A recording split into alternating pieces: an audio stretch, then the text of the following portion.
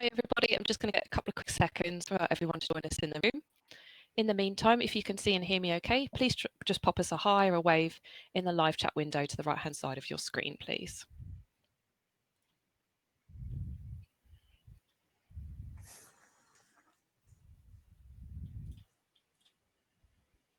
So welcome to Mid-Kent College. Thank you very much for joining us today to find out more about sport and public services. My name is Karen and I'm going to be your host for the next 30 minutes or so.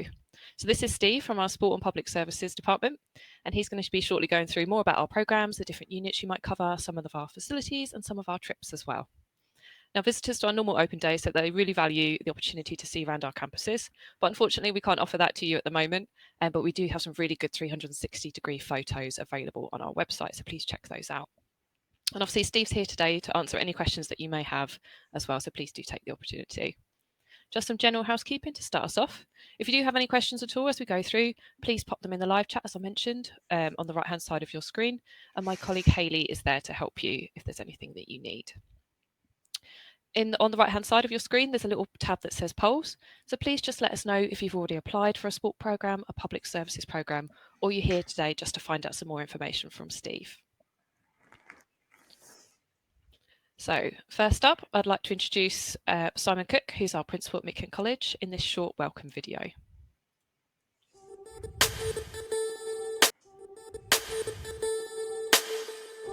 Hello there, I'm Simon and I'm the principal of Mid-Kent College. It's great to be able to talk to you, and I so wish I would be able to talk to you in person, but virtually, hopefully your opportunity to get to know a little bit more about the college will help you with your decisions that you need to make. So over the next 30 minutes in this virtual open event, you're going to have an opportunity to meet one of the tutors from your chosen subject area. Really make the most of that time to find out what it means for you. Ask some questions. No question is a silly question. Please ask whatever question you've got. Take some notes, but make sure that you've got the info that you really need to make that decision about what you want to do in September. And if you're really not sure what you want to do, then you're not the only person. There are lots of people every year that we see. It won't be any different the current year under these current circumstances who really don't know what they want to do. There might be even some of you who are thinking you really don't know what to do because you see what's going on in the world and you're not quite sure what job prospects there may be. By the time you finish your programme, the world will be a different place again, and there will be many more opportunities then that may not exist now. So talk to our staff about it. And also don't be frightened if you don't know what you want to do. Have a look at some of our other sessions. Come into other sessions and see.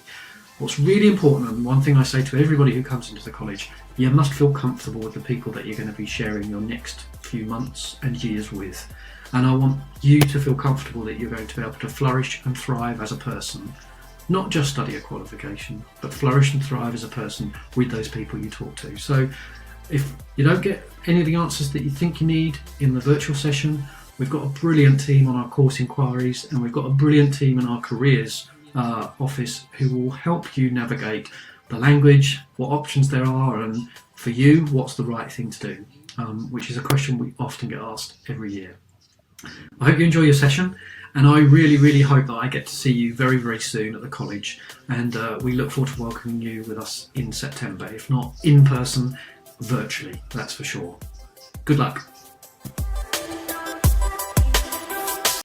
As Simon said, nothing is a stupid question, so please do take advantage of finding out more from Steve today if you do have any questions. Next up, I'd like to introduce Steve officially. Steve, I'm going to pop your slides on so you can take control. Good afternoon, ladies and gentlemen. I'm just going to run through some very short slides just to advertise to you what programs we do run both at Medway and Maidstone for sport and public services. Each of those have different levels, which I'll try to sort of go through and distinguish against each other. And then there's some sort of frequently asked questions that I put in there, preempting some of the common questions we get on open days, etc. So if you do have other questions or would like me to reiterate anything further, then put in the sort of comment section on there, and I'll be happy enough to go through each of those for you. So The first slide on here just goes through the different levels that we have. So we have level 1, 2 and 3, and I'll start off with level 1 to begin with. So level 1s are introductory programs to both sort of sport and public services. This is the first year for quite a few years that we've run separate courses. There used to be an amalgamation of 2 courses, but now it's the one that we've had so much interest over the last 3 years in particular for both sport and public services that we've split these courses to really enhance their enjoyment to go through each of these at the sort of their main specific units.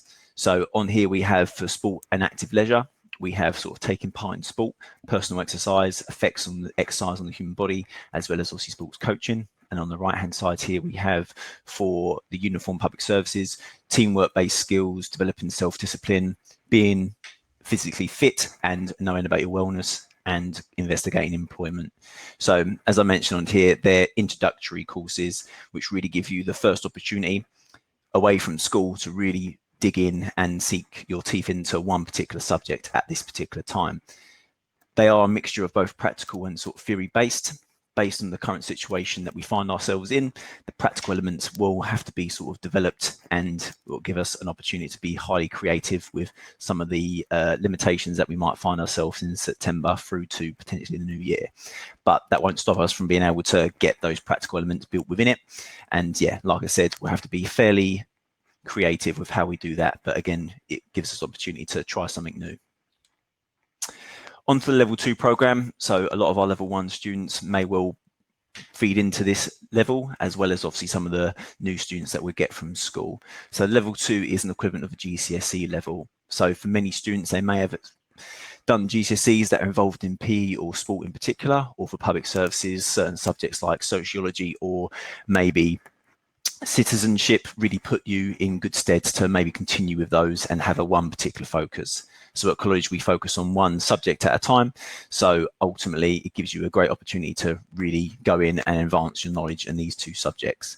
So for sport, very similar to what you find in each of the levels, will be a nice combination of practical and sort of theory-based units. So in sport, fitness and exercise, practical sport, anatomy and physiology, so knowing about the human body, as well as leading activities through either coaching or just leadership-based skills.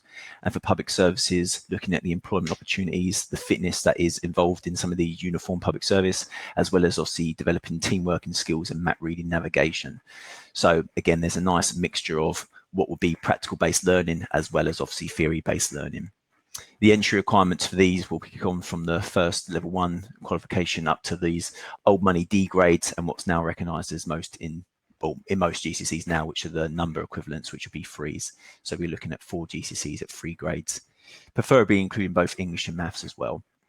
For both level 1 and level 2 qualifications, you'll be expecting to study English and maths at either functional skill level or GCSE level. So it gives you a great opportunity to maybe right some wrongs that possibly may have happened in school, or actually give the opportunity to really enhance your current skill levels to hopefully aspire to something a bit closer to what you hopefully recognise as being maybe your full potential. Lastly on here is our level 3 provisions. For sport and public services, there are different variations. So for sport, there are 2 level 3 programs that we offer, which causes quite a lot of confusion and often some of the frequently asked questions that we do have about, okay, what's different between sport and exercise science? And for them public services, we do run the public services course both over a 1-year or 2-year program.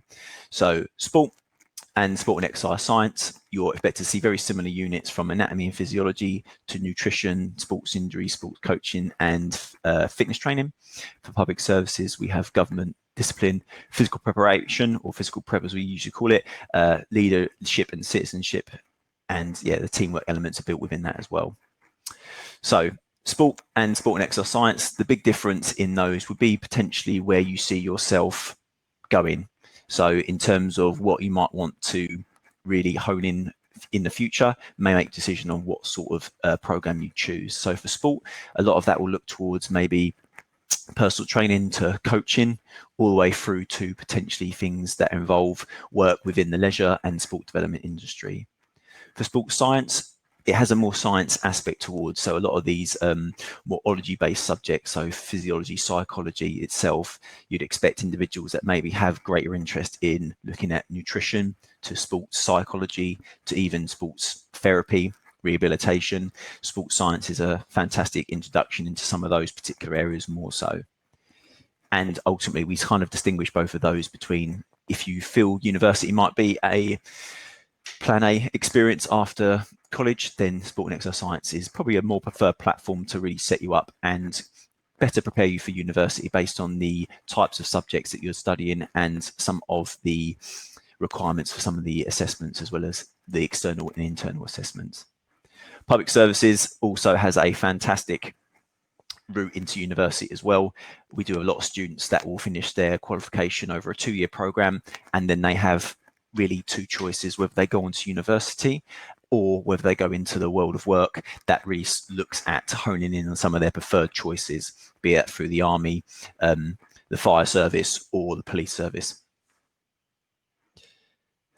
In terms of our facilities, if I can say it properly, facilities, resources and the trips, we are very lucky to have great facilities at both Medway and Maidstone, and we have great opportunities throughout the year to go and experience different trips.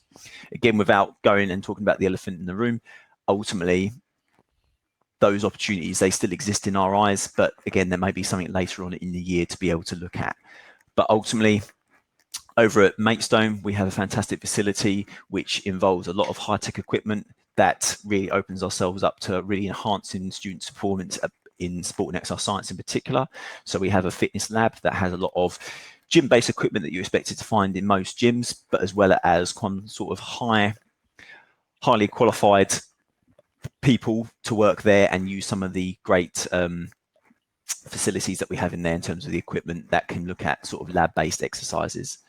We also have use of both Medway Park as well as Moat Park over at Maidstone that we use for our practical facilities for the sports halls, the gyms, the tracks, as well as obviously swimming pools within there. So a lot of our practical sessions will be done off-site and experiencing and using their great facilities that have opened to the public. For public services, a lot of classroom-based experiences can then be taken outside into our sort of surrounding areas itself. So when it comes to some of the planning, navigation of routes, some of the public order training that replicates what you'll find in a lot of these services, as well as even the basic drill that we have in the morning, they can be taken outside and they'll be used in the surrounding area from then onwards. So as I mentioned, from then onwards, we have a great emphasis on practical learning from both really subjects tied in together. In terms of sort of some frequently asked questions we put on there, one of the major questions that we usually get is, okay, well, what is different between sort of college and school? Both are educational institutes, therefore you're not going to find major differences, but ultimately the experience in the classroom would be very similar, but it's how we design our programs, being the fact that you'll be looking at one subject in particular, rather than if you were doing A-levels at school where maybe 3 or 4. So it gives you a great opportunity to really try and enhance your current knowledge, but also gives you a great opportunity to sink your teeth into one subject and actually get to know that more so. We also have great opportunities to be able to redo English and maths at GCSE or functional skill level. So it has a fantastic opportunity to redevelop some of the learning you've had previously before and enhance that further. We also have limited based timetables where you'll still get enough contact hours to equal what a full-time student would do, but there will be maybe 1 day a week where you'll have a free gap in your timetable, which you can then go off and work experience, be it either on a part-time basis or on a voluntary basis from then onwards. What can I do in my breaks in the timetable? So there obviously are designated breaks within that. Depending on if you do English and maths, sometimes you might have breaks that are extended because some of your classmates may go and you may not. It gives you great opportunities to look at, and as we do in sport and public services, we're quite involved heavily in the community. Therefore, some of the surrounding schools that we have, about being able to feed you into them and obviously be able to enhance your work experience from then onwards, as well as the fact of you can go off and do what young people go off and do in their spare time. So we have social areas, as well as obviously some of the surrounding areas like the high streets you find in Medway, as well as obviously in Maidstone as well. So a lot of students may conjugate and enjoy their time with their peers, be it either in the local parks or in the high streets and using the facilities around there.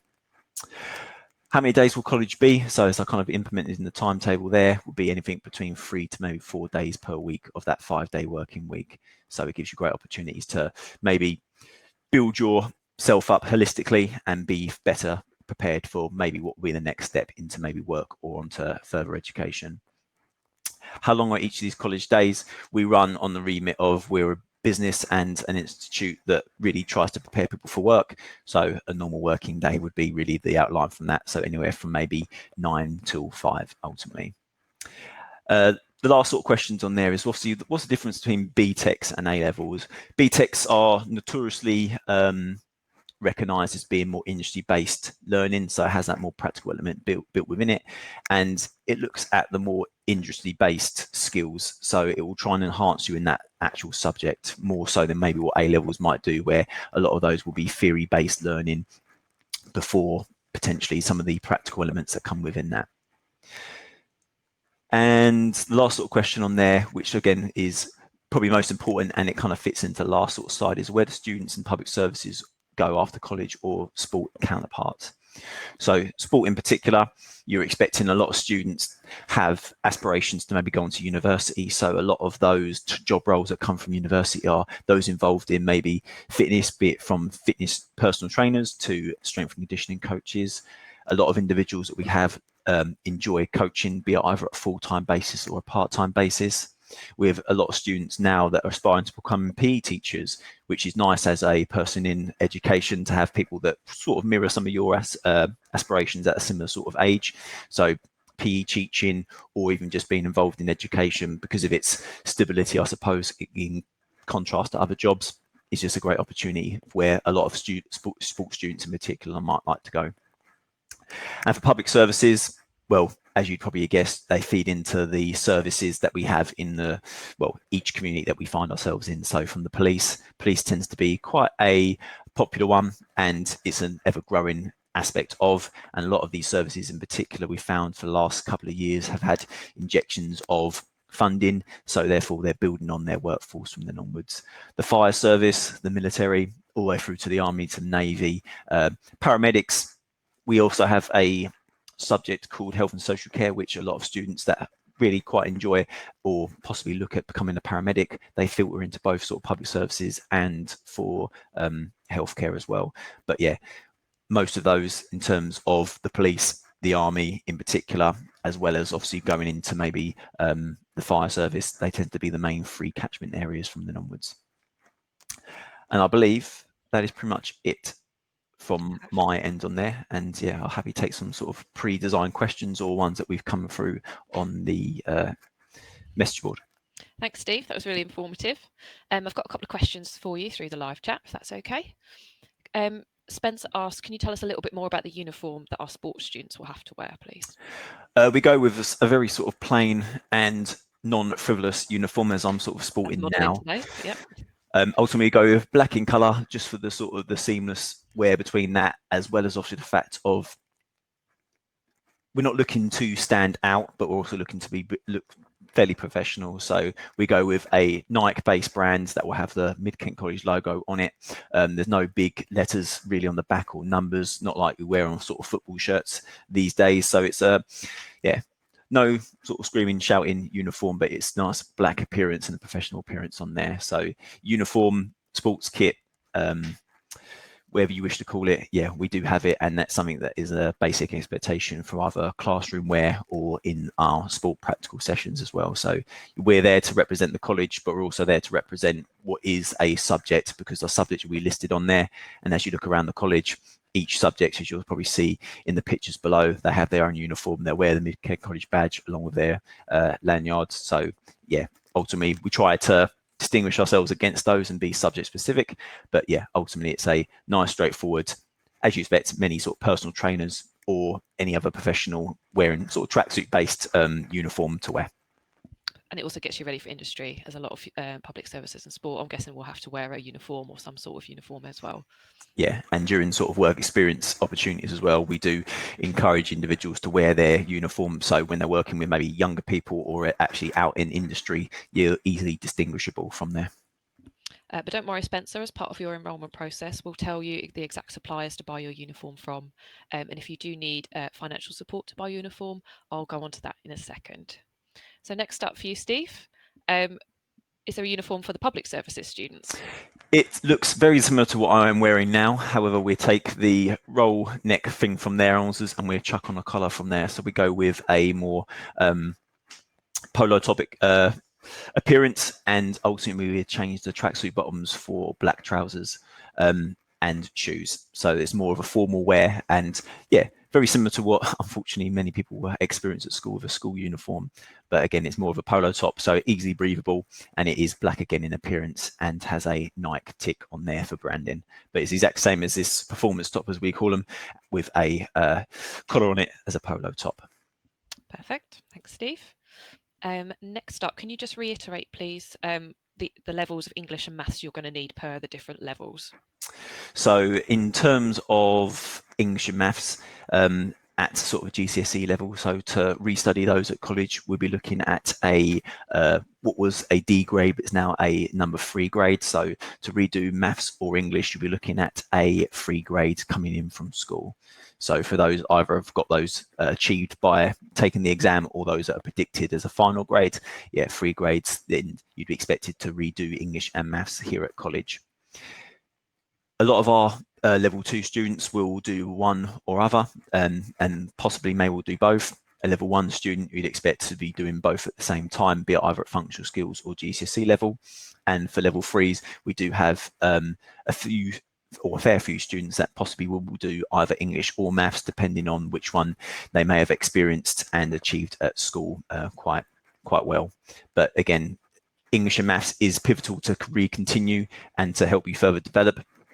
It's not a be all and end all in terms of it will not stop you from moving on to particular levels, as well as if you have other GCSEs that you've done particularly well in. So we look at that all as an aspect, and ultimately English and maths aren't the only 2 subjects that we'll take into consideration to put you on a particular level. Perfect. Thanks, Steve. Next up from Lily Rose, can public services students wear black trainers? As you can probably imagine, we have sort of reoccurring head bashing, I suppose, against this in terms of students wanting to really individualize their uniform itself by wearing something that's possibly a little bit more comfortable. We do have occurrences where individuals may change. So when they're walking to college, they may have their trainers and then changing for shoes before they enter the classroom. No different to what you may get from individuals that work in London, where they may wear their own trainers whilst they're commuting and then change it into their smart shoes when they get there. So in terms of when we're in the classroom, that's when we strip off in terms of our outdoor wear. So taking our coats off, it's just about high expectations. So we do have a lot of students that may well get themselves out in the corridors. They will take their coat off and they'll quickly change their shoes before they enter the classroom. But the expectation is as soon as you walk into that door into the classroom, you're wearing full uniform and you look in the part ultimately. So if you're out working in public services and you're wearing black trainers when you're fully uniformed, and ultimately it may well send out a wrong message of unprofessionalism. So black trainers would be in your own time, but when it's our time together, then shoes will then take over. Great, thanks, Steve. Next up from Olivia, can I wear my police cadet boots? Yes, you can, and if we're very much advocate for those individuals that have their sort of uniform. So when we do certain days, we will invite individuals to wear either their army cadets or their police cadets uniforms, as well as obviously the boots themselves. I don't see why not. And again, you replicate very similar to what you're supposed to expect in the army and the police itself. So yeah, absolutely. Thank you very much. As long as they're polished. Yeah, definitely. Can you just go over again for Lily Rose how many days you might be in a typical week, please? In a typical week, you'd expect anything from 3 to 4. Depending on if you're studying both English and maths, then really the closest date or day you'd expect will be 4 days to be able to spread that workload over. If you're doing neither English or maths, then more so 3 days. So a lot of those days may be codependent on groups, as well as obviously what other subjects you might be studying. So yeah, 3 or 4, and I won't put a definite marker on that because there's obviously a lot of things that will determine that. But yeah, definitely no more than 4, and definitely no more less than 3. Cool. Thanks, Steve. Lily Rose, that might look a little bit different from September. We might be doing some more blended learning. So you might be working from home, doing some webinars with some of the staff like Steve. But don't worry, we'll keep you in touch and we'll keep in the loop so you'll know exactly what your timetable is going to look like. And then the expectation is normally that the other day a week that Steve didn't mention, you might be out doing your industry placement. So next up for you, Steve, what kind of practical activities would you take part inside the college and outside the college, please? For both subjects, fitness is a key aspect of there. It's not a tester of how fit you are, it's just about enjoying that fitness activity. So ultimately, a lot of fitness activities, and potentially going into sort of September, they may well be ones in which we'll take key focus based on some of the restrictions that social distancing might implement. So fitness-based exercises through group circuit-based exercises through to even going outside and doing sort of boot camp-based exercises. In terms of sports, it doesn't matter usually if you're public services or sport.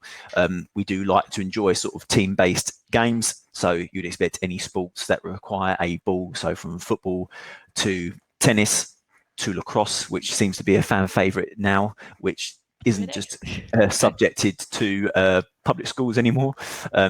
So we try to experiment with lots of different sports. You got your basketballs, your rugbies, your rounders, you name it. So we will play each and every sport. We're not just football. If you speak to students, they may tell you it's different, but ultimately we try to experiment with a variety of different sports, and that's to be enjoyed by both sport in particular, but also when it comes to public services, you can only do circuit-based exercises for so long until you'll have the odd student that go, hang on a second, let's throw something else in there, let's maybe play some team-based games. And if you add in something like other forms of equipment, sometimes fitness can actually feel a little bit different. So you can still do fitness-based activities with a sort of a small sport orientation to it. Great. Thanks, Steve. So Spencer, again, that might look a little bit different from September for you, just due to the social distancing policies and procedures we're going to put into place. But don't worry, we will share more about those with you before you become a student at Midland College. Next up for you, Steve, is another one about trainers. Are public services students allowed to wear leather trainers? If it has the word trainer in it, then we just go with the point of no. Cool. So guys, we're looking for smart shoes, smart wear, because obviously when you go into the forces or into the uniform services, that will be the expectation, please. Next up, Steve, can you tell us a little bit more about the examination and assessment procedures for both, please? In terms of public services is 100% coursework at the moment, and that looks to remain at least for this year and potentially moving into next.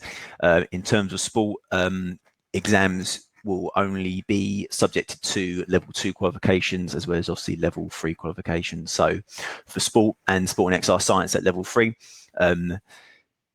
exams, the January series is where exams are sat, and those exams are externally based assessments. So it might be what you'd recognise as being an exam. So for anatomy and physiology in particular, where it'd be sort of shorter answer questions, label diagrams, fill out tables, those will happen in sort of January, and they're usually anywhere between sort of 90 minutes to sort of 2 hours long.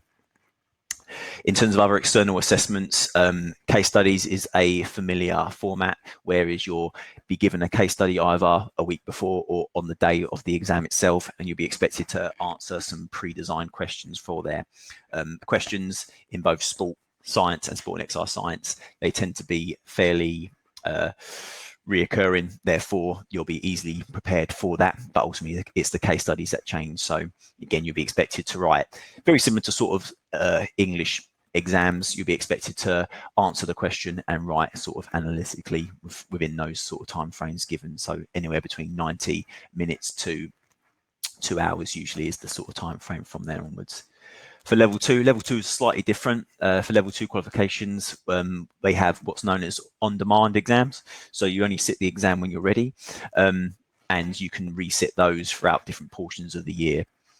They can be done both on computer or both lit or handwritten from then onwards. For level 2, we tend to prefer to do the online exams because they're a lot easier to send off immediately and to require feedback from there quite swiftly as well. So for level 2 exams, from fitness to anatomy as well, a lot of those are done on the computer, where it may be some drag and drop questions to again fill out tables or to write extensively in short boxes using sort of your keypad from there. Great, thanks, Steve. Next up for you, what is required for work experience or work placements? Can you tell us a little bit more about those, please? In terms of work experience and what's required, usually it's very simple as is there a position available for you to do some voluntary work first and foremost? And ultimately, depending on who you're working with in the company itself, usually a clear DBS check. So especially when working with children, usually a lot of businesses will very much vouch for that to be a basic requirement. We do have industries that ultimately will say and recognise students that are under the age of 18 as being children themselves, therefore may not necessarily need DBS checks to be done from then onwards. But in terms of what the requirements are, they do change. And again, we're obviously in a situation where a lot of those sort of questions are potentially up in the air at the moment. But if I was to answer that in terms of if it was this time last year, then ultimately the requirements would be for a level 1 student up to around about sort of 70 to 75 hours per year, level 2 student up to 100 hours, and for a level 3 student 150 hours plus in a placement that is recognisable to be in the industry, be it either public services or sport. Great, thanks, Steve. I hope that helped, Chloe. Are there any more questions that anyone would like to know? Cool. If there is, please pop them in the live chat. I'm going to move on to talk a little bit more about college and college life in general now. So both our sport and public services programmes are offered at both our Medway and Maidstone campuses. Both are multi-million-pound facilities. Our Medway campus is in Gillingham and our Maidstone campus is along the Tunbridge Road at the Oakwood Park campus. So next up, so travelling to college. We have bus stops right outside both of our campus, so it's really, really easy to find us by bus. We also have train stops about 10 to 15 minutes walk away, and a lot of our students do travel by train as well. So Steve went into detail about your study programme, so obviously it's into 4 parts, and the only bit I'd like to pick up on is the personal development sessions, where you have a work-ready interview with one of the employers in the local area. So Steve and his team have got really great network connections, so it could be one of the employers that Steve knows. It's nothing to worry about, don't worry.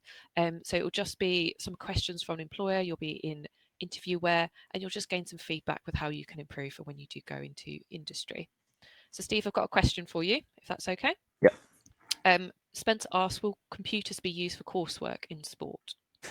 We tend to sort of advocate coursework to be typed up. So we do have fantastic facilities for our sort of LRCs, which we call them the Learning Resource Centres, that offer opportunities for students to use computers or take out laptops to bring to sessions.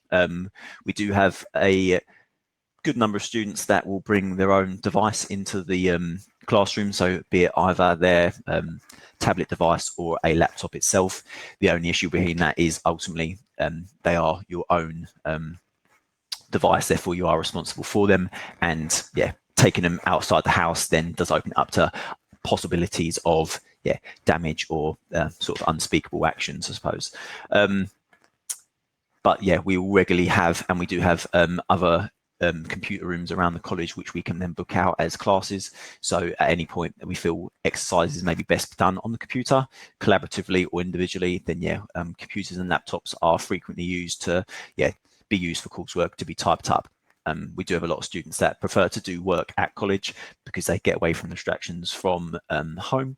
But based on what might have happened so far since March, that may well have changed, and some students might be a little more comfortable maybe doing work from home. So yeah, it's not imperative, but yeah, we do regularly use computers and laptops to sort of design the coursework and then for it to be submitted.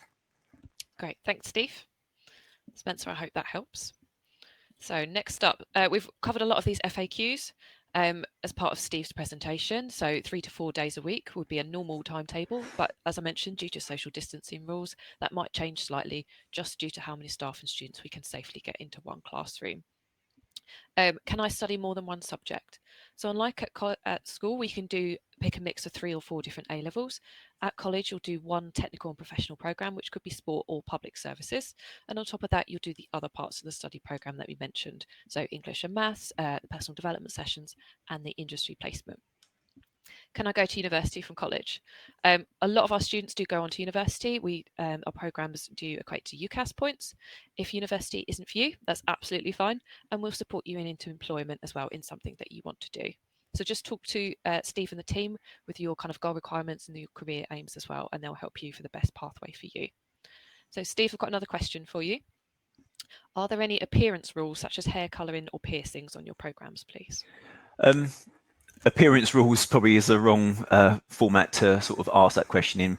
We don't discriminate against certain appearances as such. In terms of hair color, no, not really, to be honest with you. In terms of hair itself, if you are, well, lucky enough to have long, lovely hair, then you can put that up in a bun, or to put it up, as I say, I'm not the wrong sort of person to ask. In terms of ponytail, yeah, probably would be best use of word for that. As you expect in most public services, yeah, ultimately your hair should be then put in a position which you can then ultimately work effectively without it obviously interrupting. In terms of piercings, again, it's through a little bit of common sense. If it's something that looks unprofessional, again, you'll have individuals with different opinions based on that. Then there may be questions on there. If it's piercings that then involve jewelry that potentially puts you at danger from being caught and causing aggravation, or is just distracting for yourself and individuals around, then there will be sort of questions. But to wear earrings in sort of simple formats like little studs, then no, not really. And in hair color, yeah, ultimately it's your own prerogative. So should you wish to change your hair on a regular basis, then yeah, no, you're not going to get too much of a aggravation from us in terms of you've coming in with pink or blue hair. Great, thanks, Steve. So Steve's covered the different levels of the programs. So a level 2 is roughly equivalent to a GCSE, and a level 3 is roughly equivalent to an A level. So how much does a program cost? If you're 16 to 18 years old, your study programs are fully funded, so that means they're free for you. If you're 19 plus, there are fees that you have to pay, but concessions are available. We've got bursaries for all age groups, subject to criteria, and under the handouts tab on the top right hand side of the screen, I've popped a student finance handout for you as well. Is there a deadline to apply? So our programs have been open since last November. We will take applications into the first few weeks of September, but we really do advise that you apply as soon as possible. Some of our programs do become full, and if they are full, you will be popped on the waiting list and contacted if a place becomes available. So Steve, next up for you. Will I know what days I'll be in college before the start of the next academic year? What was Haley put on there? So yeah, I'll sort of reiterate exactly what Haley's put on there in terms of timetables are usually given out in enrolment. So until you enroll, then no, you won't know in terms of what days that you would be in college. Timetables are a difficult document to produce, based on the fact that obviously we enroll all the way through to potentially sort of the start of October, or even sometimes in the middle of October. Ultimately, there's no distinguishing what days you'll be in college. So I know a lot of students that we do have will ask, well, I need to sort out my own sort of part-time work arrangements, or I've already lined up a work experience and they're asking what sort of days. Yeah, unfortunately, I'd have to apologise on behalf of the college and us as a department. We can't give you the dates until ultimately you enroll. And even then, some of those dates may well change based on how many numbers of students that we enroll onto a course, etc. So yeah, unfortunately, no, it's just one of those things that come in the very last minute, unfortunately. But don't worry, Spencer, you will be given a timetable. But again, some of it might be blended learning where you'll be working from home. So Steve, how does enrolment work? What does that mean? In the past, the enrolment meant that you'd be invited into the college to be able to then finally find out a little bit of last minute information that you may have not got from open days or interview process, to ask your questions before sort of signing the dotted line, if you will. Ultimately, they involve us checking your qualifications, making sure that you are on the right level. The enrolment will consist of you coming in, checking your grades, signing up for the course, and ultimately looking at different aspects of college. So getting your financial support, if you are eligible to do English and maths, meeting the team there, putting yourself onto the right program for that, and based on level as well as obviously prepare you with other information to do with your uniform itself, finding out what your timetable is likely to be, and yeah, really getting the last bits of information before you officially start. Also being able to possibly get other bits like your bus passes and travel arrangements sorted as well. So that might look a little bit different this year, Chloe, just due to the social distancing rules. But once you've applied, we'll be in contact after that so you can find out more about the enrolment process this year. I hope that helps. So next up, so college is much more than just your study program. There's so much more you can get involved in during your time with us, from pantomimes right through to fundraising. You can go on lots of different trips. We've got a really big careers fair that happens, freshers fair, refreshers fair, and competitions as well. So again, some of those bigger events might look a little bit different this year, but we'll make sure that your time with us is really, really cool and that you get involved in a lot of different things. So support available. So Steve and the teams are really, really friendly, and they're really, really approachable if you have any queries or questions at all. And we also have a financial support team available at both campuses. We've got student welfare if there's just someone that you want to talk to. We've got trained counsellors on site. And we also can offer in-class support and exam support as well, subject to your needs. So just talk to us as part of your application form when you have an interview with one of the tutors, such as Steve, or when you're with us at college. Just tell us how we can support you. We also have a really good careers advisors team at both campuses who'll be able to advise you on your next step. So what's next? All you need to do is pop onto our website and search and apply online on www.midkent.ac.uk, and please use your predicted grades. Our admissions team will then be in touch within about 15 working days with a phone interview. And that will be with a tutor such as Steve. It's nothing to worry about, don't worry. He'll just want to find out more about you and make sure that you're on the right programme at the right level for you. If you've already applied, that's absolutely great. You might just be waiting for your phone interview. Don't worry, we'll be in touch soon. If you need any help at all, please do get in contact with us. Our course inquiries team are really, really friendly, and they're here to help you. So their phone number is 01634 40 20 20. You can live chat with them on our website, or just pop them an email to the below. So you will receive a copy of this webinar in about half an hour time if you want to go through Steve's slide again, you want to watch it again, or if you want to share it with friends and family who might be interested in public services and sport. Thank you for your time today, and we really look forward to welcoming you again in person soon. And thank you to Steve for sharing more about sport and public services. Thank you, everyone. Thank you.